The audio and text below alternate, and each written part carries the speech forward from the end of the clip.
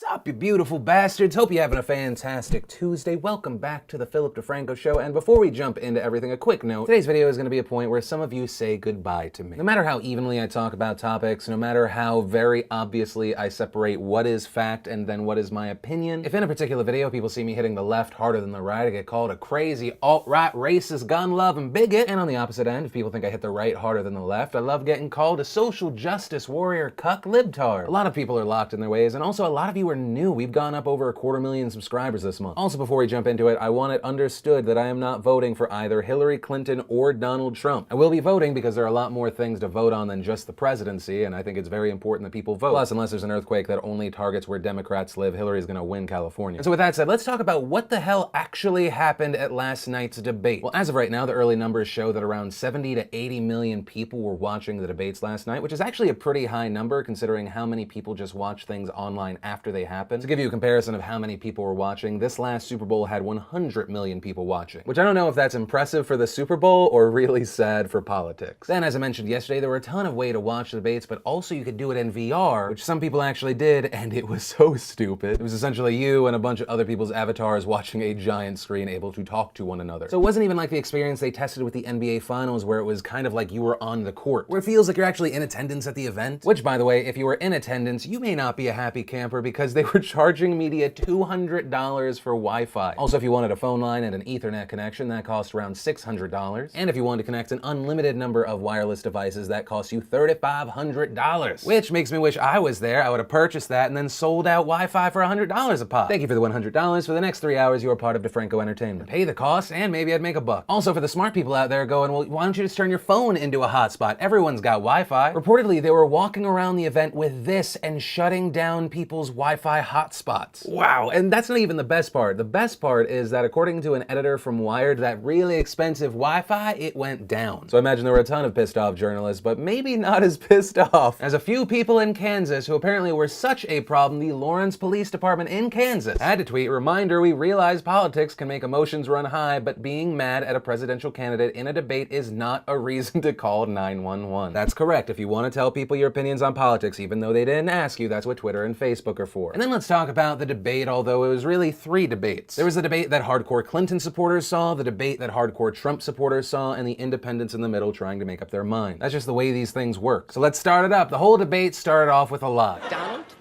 it's good to be with you. Liar. No one expects you to be pumped to be on stage with Donald Trump. It's not a secret you guys don't like each other. CNN put out a promo for this debate like you guys were gonna fight to the death. He is unqualified to be president. Hillary Clinton lacks the judgment. The scams, the fraud. Hillary Clinton has evaded justice. He clearly has something to hide. Her conduct is disqualified. Clinton, Trump, head-to-head for the first time on the same stage. Okay, so there's that opening weirdness, and then Donald Trump returns it with his own weirdness. Secretary Clinton, yes. Is that okay? Was he worried that she forgot who she was? He's like, you're Secretary Clinton. Or was he insinuating that she gets angry if she's not addressed properly? I don't know, at times it felt like these guys were both going for gold in the passive-aggressive Olympics. And before we jump into the questions and topics, let's talk about the moderator. Lester Holt was a big part of the conversation around this debate on whether he handled things properly. Some criticizing him for fact-checking during the actual debate. Some saying that the questions he asked were aimed more towards the negativity around Trump than Hillary Clinton. Specifically that he brought up topics like Trump's involvement in the birther conspiracy against President Obama, and he asked Trump about the tax returns he hasn't released yet, but he didn't outright ask Hillary about Benghazi, the Clinton Foundation and its dealings, the email scandal. And at that point, others have said, well, the email scandals did come up. Trump mentioned the email scandal, and Holt then asked Hillary Clinton to respond. And on top of this, many people criticize Lester Holt for being in Clinton's corner because he is a Democrat. Even Donald Trump himself pointed it out. And by the way, Lester's a Democrat. Look, I didn't know it's a phony system. Lester's a Democrat. I mean, they're all Democrats. The problem with that is Lester Holt is actually not a Democrat. He's been a registered Republican since 2003. So many people said, look, this is another classic example of Donald Trump lying. He is a liar. And in response to that, Donald Trump's campaign manager said this. He didn't lie. He just said that he's... I think he did.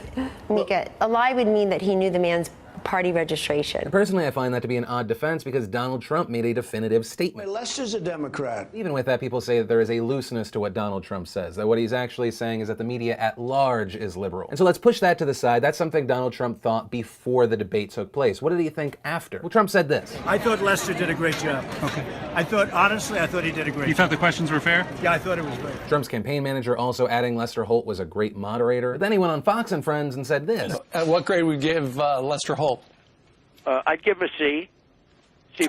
Some people are calling that a flip-flop as a not-so-great student. C+ could be a great job. Whatever, this is just on the moderator. It's not even on the meat of the debate. Let's talk about some of the big points. Donald Trump accused Hillary Clinton of not only supporting the TPP, the Trans-Pacific Partnership, but calling it the gold standard of trade deals. Her response being that she did support it until she no longer supported it, and that, quote, I did say I hoped it would be a good deal. The problem about that statement is it's a lie. This TPP sets the gold standard in trade agreements to open, free, transparent, fair trade. Then you had Clinton hitting Trump on climate change. Donald thinks that climate change is a hoax perpetrated by the Chinese. I think it's real. I did not. Science is real. I do not say that. And I think it's I do not important say that. The problem is, while he said he did not, he did. He has a tweet from 2012, which, fun fact, I believe was the most retweeted thing last night, that says the concept of global warming was created by and for the Chinese in order to make U.S. manufacturing non-competitive. So really his only defense there is, I didn't say it, I tweeted it. Tweets don't count, to which I would say Anthony Weiner would disagree. But also interestingly enough, Donald Trump's tweet turned into its own weird monster. If you didn't happen to see, it seemed that hundreds of thousands of people were tweeting that Donald Trump's team was deleting his old tweets. Juan Vidal posting a screenshot saying Trump camp deleting tweets in real time. And tons of big names ran with it. Sophia Bush, Patton Oswalt, even MSNBC host Chris Hayes spread this misinformation, writing Trump team deleting all those climate change tweets in real time is just too perfect. Turns out it was Chris. Although he wasn't the only journalist, senior writer for Newsweek, contributing editor for Vanity Fair, Kurt Eichenwald, saying when Trump lied about saying China started the climate change boat, why did his campaign delete the tweet saying that? They think we're stupid? Nah, but I think some other people might now. It's just sad and embarrassing. It's another example of misinformation spreading faster than the truth. It would have been incredibly avoidable. All you have to do is go to Twitter's advanced search, you type the name of the person whose tweets you want to look through, then type a word and phrase, boom, you got it figured out. So ultimately, did he tweet this? Yes. Does it seem like he's denying it? Unless he's doing wordplay? Yes. Did he delete the tweet? No. Then Trump said this to Clinton. You're telling the enemy everything you want to do. No wonder you've been fighting.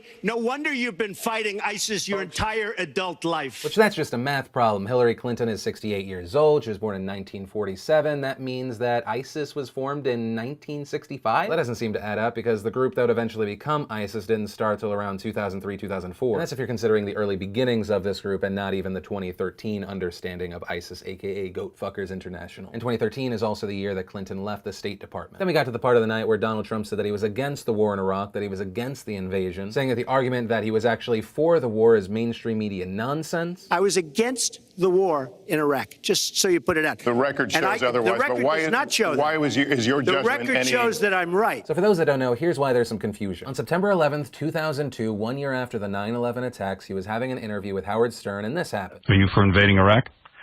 Yeah, I guess so. I wish it was.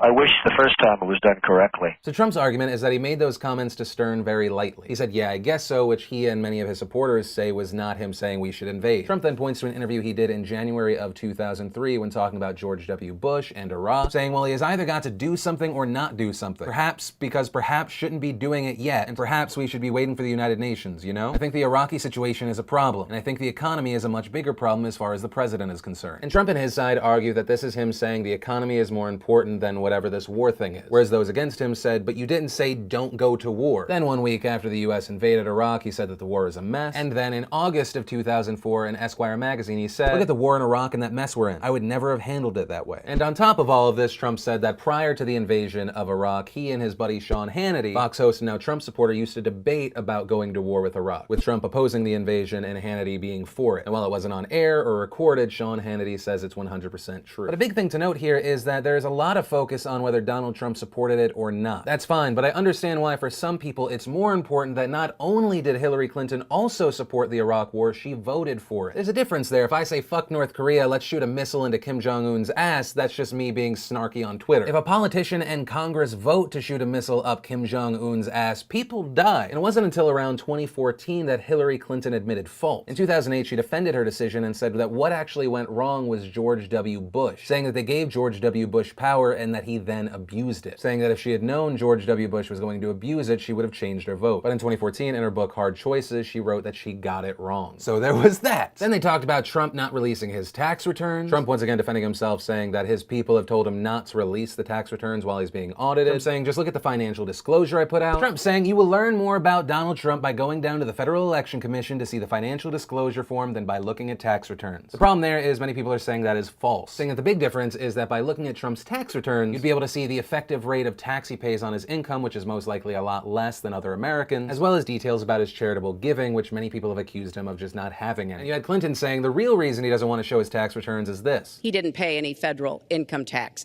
So That makes if me he's smart. paid Wow! So after that back and forth, many people saying, did Donald Trump just admit to not paying any federal taxes? Others saying, no, that is right. It doesn't matter if he's not contributing taxes. That just makes him a smart businessman. But then Trump did his thing and he switched it up. He said, I'll release my tax returns when she releases the 33,000 deleted emails. And at that point, Hillary Clinton admitted fault, but Trump said that that wasn't good enough. I made a mistake using a private email. That's for sure. And if I had to do it over again, I would obviously do it differently.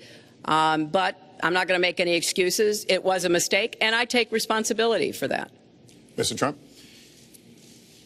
That was more than a mistake.